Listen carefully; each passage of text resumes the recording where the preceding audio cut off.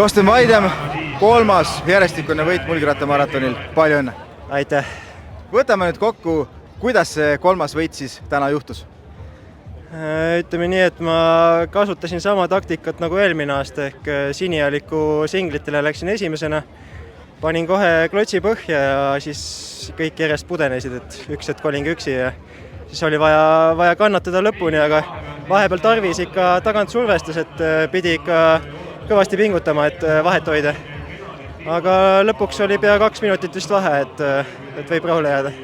Tõesti selline soolosõit võib öelda sinu poolt on, et kui sa juba 10. kilomeetril tegelikult kaasvõitlejad raja peal maha raputad, siis milline pingutus hooaja alguseks, et korralik tormihoiatus kaasvõistlejatele terveks hooajaks? Jah, ega ma teadsin, et vorm peaks päris hea olema, et veebruaris käisin laagris ja peale seda olid üpris head ilmad, et sai kõik trennid ilusti tehtud ja tervis püsis terve talve vältel päris hea ja et jah, vorm oli hea, et tuleb järgmistel etappidel samamoodi teha. Rõõm on seda näha, aga nüüd on kübaratrikk kodumaratonil tegelikult tehtud.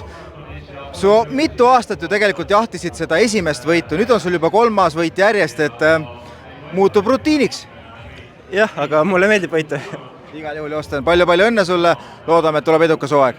Aitäh!